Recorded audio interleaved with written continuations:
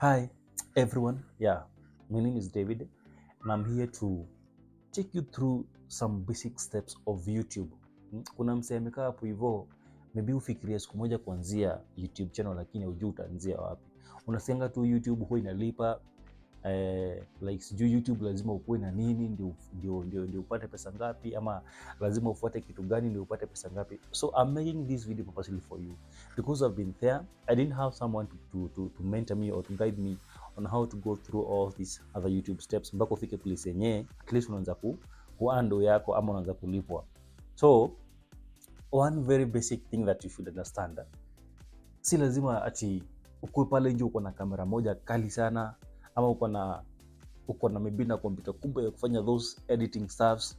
No, me I don't agree with that, because ile siku nilianza kufanya content yangu ya YouTube, I didn't have a camera. I think nilikuwa na simu ya Tecno. I was using that phone to record videos. At least for now nimeadvance kidogo. I bought a better phone ambayo iko na kamera nzuri kiasi kuliko hiyo simu ambayo nilikuwa natumia huo wakati. Na sisemi ati Tecno na record videos mbaya. I was using that because that's what I had hiyo time nilikuwa naanzia. So if maybe uko na hiyo opportunity, maybe ako afford simu inaweza record camera video quality nzuri kabisa, then you in a good position. Kuna zile simu zenye video yake ukicompare na maybe video ya simu nyingine tofauti, unapata hiyo simu at least kuna venye inatoa video moja kali. So nilikuwa nasema si lazima ukuwe na hiyo kamera ati uanze ku create content on YouTube. Kitu kingine, sio lazima ukuwe na hiyo kompyuta kubwa ati ya kufanya editing. There are very many softwares ziko kule nje, you can use them for basic editing skills. For example, kuna software inaitwa Movavi, then we have another one called Filmora, and then you have Pixel. There are so many zenye hata kama una hizo skills za kufanya editing ya video yako, at least you can use those ones because they are very basic. You already need the basic skills. Enda pale YouTube uangalie how to edit videos using maybe Movavi, using all those other very simple software. Maybe with the time utakuja ku advance ujue kutumia softwares kama the likes of the Premiere Pro ama software kama After Effects and others, zile ambazo ziko a bit advanced, lakini saizi unaanza ku create content yako, maybe you can use that. In fact, I forgot to tell you something. Time nilikuwa nafungua YouTube channel yangu, mimi sikuwa natumia simu sana ku record videos. I was creating tutorial videos. Na hizo video za tutorial ni kitu at least unapata maybe msee anaitafuta online lakini hana platform ya kuipata. So think of maybe someone looking for a software that can help you maybe design a timetable, or a software that can maybe help you do your accounting stuff. Maybe uko pale shule ama umeajiliwa mahali fulani na unataka to keep a track record of your financial transactions. So think of that particular software. Alafu you just go to the online, kuna site fulani inaitwa Get Into PC. You're going to get so many softwares there. Enda tu we download, ipe time, maybe ichukua wiki moja ama wiki mbili uipitie vizuri ujue venye ina operate, and then after that you can now create a video pertaining that particular software. So you're just going to use your computer, download application ya kurecord your screen, zile vitu ambazo unafanya hapa hivi. At least when you're doing your work, your computer can record whatever you're doing. Yes, so unafanya hiyo stuff yote hapo hivyo, and then your screen is recording for you. Ukimaliza, you try now to sync the audio yenye imerekodiwa na CPU ya computer na ile audio ambayo umerecord na simu. In fact, sijui kama ushaiona online, kuna watu wanakuanga na simu, unapata mtu anafanya interview na kuna simu yenye ameshika hivi. So basically hii simu anakuanga ameshika hapa ina record sauti. So kuna simu mbili, kuna ile ambayo ina record video pale, alafu kuna hii yenye ameshika kama mic. So hii itachukua sauti in a better way compared na ile ambayo iko pale. So what you're going to do when you be doing your editing, you will sync the audio yenye kwa hii simu yenye ilichukuliwa na video, and then u drop ile yenye kwa video uchukue sasa yenye ilikuwa na record na hii simu iko hapa hivi, because now this one will be a bit better. But maybe you can advance with time. Kuna hii microphone, there is this mic that works with different kinds of phone. Sijui kama unaiona, I'm not sure. Yeah, I believe it is very clear there. Kuna hii mic inaitwa K9, and you can use it with iPhone. Kuna hizi simu za kawaida, and you can still use it with PC. It depends. Mi yangu nilibuy 3500, I guess from 2500 to 3500 unapata mic poa kama hii ambayo ina record sound hii yenye unasikia saizi naongea na, at least it has a very quality audio. So if maybe you don't have a phone, I was saying that you can record your videos using just a simple monitor. Ukuwe tu na computer tu kadogo ka simple, and then you can use your computer for those editing purposes or even creating those tutorial videos using your computer. Hiyo ni moja. So kama hauna hiyo camera, you can use your computer and record the screen. Kama maybe huna hiyo kamera ya kushoot ama hiyo simu ya kushoot videos. Hiyo ni step number 1. Sasa kile kitu kingine ambacho watu huwa wajui ni ati lazima ukue, kuna watu sema ati lazima ukue na subscribers wengi kabisa ndio uweze kuwa on YouTube. Me I tend to agree with that.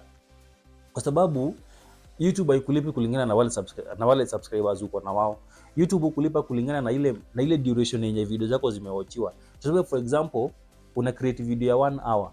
So hiyo video ya 1 hour huko ndani kutakuwa na ads zitakuwa zina run pale. Maybe una watch hiyo video for around 10 minutes and then ina pause kidogo, unapata kuna ad kana run hapo hivyo, and then una watch for the next maybe 20 minutes, then ikifika 20 minutes then inajikata kidogo, unapata tena kuna ad ina run hapo hivyo. So hizo ads zina run kule ndani hizo huwa zinachangia wewe kulipwa. So basically what I'm trying to say, hata kama uko na house subscribers just 1000, alafu umeenda pale YouTube ukacreate video fulani and then hiyo video ika attract traffic, ukapata maybe iko na views around 80,000. So YouTube hawataangalia wale subscribers ambao uko na wao ndio ikulipe, itaangalia the duration ama the length of time ambaye watu wamekuja kuangalia video yako. So zile ads zote zimerun kwa hizo video zote zimewatchiwa na hao watu wote. Now they will use that to calculate how the amount of money that they're going to pay you. Something else that you need to understand, ndio uweze kulipa na YouTube, kuna zile thresholds zenye huwa wameset. At least wanakuambia lazima, mimi nikianza I had zilibadilika. Mimi nikianza YouTube yangu nilicreate from 2016 but nilianza ku create content 2021. So hapo at least nilikuwa serious nayo kidogo. So nilikuwa na maybe na place na record kitu fulani nakuja naweka hapo hivyo, and then nakakaa kidogo nikipata stuff fulani, maybe hiyo time nilikuwa nafunza, nilikuwa shule, nikienda maybe nikirecord wanafunzi wa kidance na kuja na post stuff kaa hiyo, napata views zangu kama 30, and then with the time so nilikuja kurealize, nikasema I want now to do perfectly on YouTube. I want to create content, I want to attract views, I want to make money on YouTube. So hapo hivyo at least nikapata hiyo idea ya ku make tutorials. So nikaanza na my simple computer ku record screen pale, kufanya tutorials za softwares nini hapo hivyo, at least nikapata ma views. So with time nikuja nikigrow. So hiyo time nilikuwa naanza kufanya content ya YouTube, ulikuwa at least upate 1000 subscribers, like ucreate videos zipendeza watu, then wa subscribe wafike kama 1000, and then ulikuwa zile videos ambazo una create upate at least 3000 watch hours. For instance, ina maana kwamba ni create video ya 10 minutes. Hii video ya 10 minutes nime create, watu kule nje wa watch, wewe watch, mwingine watch, nyinyi wote, and then we combine hizo dakika 10 assuming kila mtu alikuwa na watch yote inaisha, and then hizo dakika 10 zote zi add up to 4000 watch hours. So basically unaweza maybe uko na hiyo video ya 10 minutes, uko na nyingine ya 2 seconds, uko na nyingine ya 2 minutes, then uko na video nyingine maybe ya 1 hour. So hiyo time yote zitawatchiwa, wakicombine wa make sure that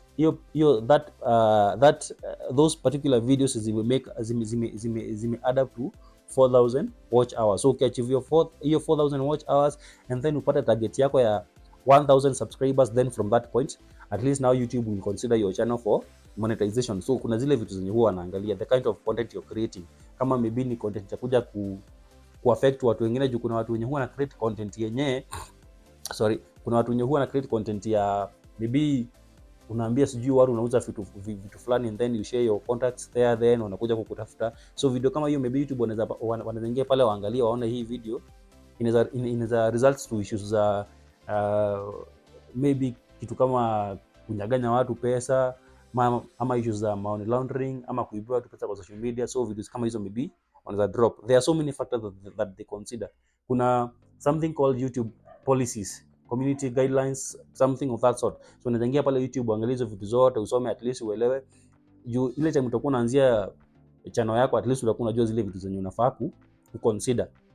Hiyo ilikuwa number 1. Lakini sasa hizi I had hizo stuff zimepungua. I guess hizo unafaa to reach just 500 subscribers, and then the number of duration your videos will get watched, or ama the watch hours at least imepungua from 4000 all the way to 3000, which is a bit achievable. Kuna mse mwenye anaweza achieve hizi vitu zote maybe in less than even 1 week, na kuna mtu anaweza chukua even an year depending na content yenye unafanya. Of course unajua if you're doing content that is attracting more people, content ambayo ina attract crowd, wanataka kuwatch videos zako na wajua unafanya nini, at least hapo hivyo I can guarantee you within no time utapata at least your YouTube channel has been monetized within a very short period of time. So from hapo hivyo you can now start thinking of making money, which is not very much complicated. So have those basic skills, don't look for that. In fact kuna I have a friend mwenye alikuwa niambia ati anataka kubuy camera ndio aanze kufanya content on YouTube, of which I wasn't agreeing. Well, I wasn't disagreeing with him. Kila mtu at least akona approach yake ya kuanzia kitu fulani, but surprisingly time yenye alikuja kubuy your stuff, umebuy your camera pesa mingi, maybe around 40,000, and then uko na hiyo computer iko na CPU powerful, maybe computer ya kitu kama 60k, so you already usha spend kitu kama 100,000, and then ikifika ni ku create content, maybe ile content unataka kufanya hata hauna idea utaanzia wapi. Kama unataka kufanya interviews au utatoa au ma interviews wapi, utakuwa unazifanyia wapi, stuff kama hizo. Ama hata umeenda pale umerecord video yako, sasa kuja kuexport kutoka camera and then to edit, unapata maybe video yenyewe ni kubwa sana in terms of maybe its size, unapata maybe video yenyewe ni 2GB ama hata ni 5GB, and then ile software unatumia kufanya hiyo editing, hizo software nilikuwa nakwambia za kuanzia those basics akina Movavi, Filmora, hizo zote. So unapata hiyo stuff kuweka pale before u export ama load ndio uweze sasa kuja kushare on YouTube, itakupea kazi mingi sana. Unapata hata maybe hiyo process ya export itakuchukua even 24 hours because of the software that you're using to do the editing.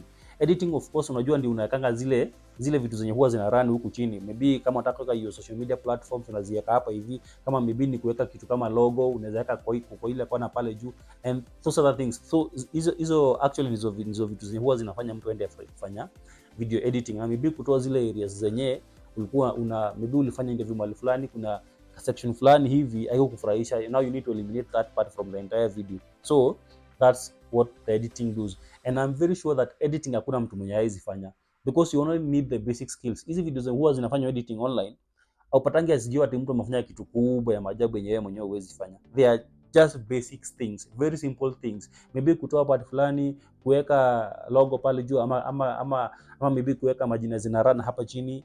You know, I'm just using those basic words because I'm not trained in, maybe I'm not a trained journalist ama sijafanya story na media ndio nijue venye hizi vitu zinaitwa, but at least I can do that myself. Naweza weka hizo majina zina run pale chini, naweza jiwekea logo pale juu, naweza toka part fulani kenye akakuwa kanafaa kwa video juu maybe niliona hii nikiweka hii ita develop some other issues maybe kwa viewers wangu, maybe hawataelewa nilikuwa najaribu kusema nini, ama huyu interviewee alikuwa anajaribu kuniambia nini. And then something else that is very important, kuna vitu zinaitwa intro and outro kwa YouTube channel. Sijui kama ushaifungua video fulani ya YouTube ukitaka kuwatch, and then unaona kwanza kuna maybe kasafrani kana run hapo hivyo, maybe kuintroduce ama kuwelcome kwa hiyo specific channel, so you need to create that. And by the way, kama unataka create hiyo, there are so many applications ziko kule online, you can just download them using your phone and then you create a very simple intro. I have an example, kuna app inaitwa let me check from one of my phones here and then I can tell you at least ukienda kuanzia utakuwa na kazi rahisi sana. So this is the one that I was using, na funny enough sijawahi toa kwa simu yangu, so maybe kuna time inafika maybe I need to create such kind of a short video and then I have to make it. So there is a software called, an application called Intros. I don't know whether it will be clear hapa, I don't know, sijui kama mnao, I'm sure muone, lakini I'll try to screenshot alafu niwekee kwa hii video, mtaiona pale chini, ama I'll just put a link where you can tap and then it will take you directly to the Google Play Store or the App Store, and then you get to download that application. So you use that to create your intro and then you also use it to create your outro. At least hii ita make your video interesting, and still you can also consider putting a background music. So venye naongea hivi pale chini unasikia kuna kasauti kenye maybe kuna kaimbo fulani nimeweka pale na ni wimbo yenye haina copyright. Copyright ni kitu kingine ambayo imemaliza watu wengi sana. Copyright inaingianga place yenye umetumia stuff fulani kwa YouTube ama kwa video yako, na huna rights za kutumia hiyo stuff. I'll give you a very simple example. Ukicreate video ya YouTube, kuna stuff zinaitwa thumbnail. Thumbnail ni ile picha yenye unaonanga ukiingia YouTube ya kitu fulani, maybe unatafuta maybe dance challenge ya wimbo fulani. So kuna watu tofauti ambao wamecreate kule nje. So kila mtu ametumia maybe ama kapicha fulani, ndio at least ukienda kutafuta hiyo dancing challenge ama hiyo dance challenge, hiyo ndio kitu ya kwanza unaona. So unaona wasi maybe wamekaa design fulani, hii inakubamba. Unaona wengine wamekaa design fulani inakubamba. So unaona maybe acha ni watch hii nitaangalia baadaye. Hiyo kitu ambayo imefanya uchague video ya kwanza ukaacha hiyo nyingine ni hiyo picha ambayo umeona hapo. Hiyo ni thumbnail. So assuming umechukua thumbnail ya msee fulani juu ni attractive ama ni presentable, ukaamua kuweka kwa video yako, it will bring up issues to do with copyright. Juu ule msee kuja pale aone umetumia thumbnail yake, atakuriport kwa YouTube. YouTube wataconsider, wataangalia kama maybe ni ukweli hivyo unasema. Waangalie mwenye alipost akiwa wa kwanza, waangalie mwenye alitumia thumbnail akiwa wa kwanza, waone yenyewe ule jamaa alikuwa ameiweka mbele yako. So ni wewe ulifanya nini, ulichukua. So kama hujawahi pewa strike kwa YouTube, they will first warn you. Watakupea warning. If you do it the second time, they'll give you a strike. So ukipata strikes 3, and by the way it is important to note that strike moja ya YouTube uchukua 90 days ndio expire. Those are 3 months. So the moment umepata strike ya kwanza, unafaa at least you try to protect your YouTube channel for a period of at least 90 days ndio ikue remain intact. Otherwise if you repeat the same mistake again, maybe utumie ngoma yenye iko na copyright still, upewe strike ya pili, and then you repeat another mistake, upewe strike nyingine ya 3, your YouTube channel will be terminated. So it is always good to be very keen when you're doing these things. Kama lazima YouTube utumie background music, kuna zile zingine ziko kule online na zina copyright issues, you can just download one na make sure at least umefanya uchunguzi wako vizuri, umejua hii ngoma haina copyright issues ama hii thumbnail haina issues za copyright. By the way, mambo na thumbnails hizo ni stuff ufai kukopi kwa msemo mwingine, because you have those apps kwa simu yako. You can just design a very simple thumbnail. Hata unaweza enda pale YouTube angalia msemo fulani mwenye ametengeneza, you borrow the idea, and then kama umeona maybe ni attractive views mingi, you just borrow that particular idea and then use that particular idea to make your own thumbnail, and then you share pale. So ikifika time ya post video yako, at least pia video yako itaonekana. So there are so many things to consider on YouTube. The next part of this video, the next part that I'm going to make is to help you know how to make your videos go viral, because YouTube, see, it's not just creating a video alafu we paste pale kwa YouTube channel.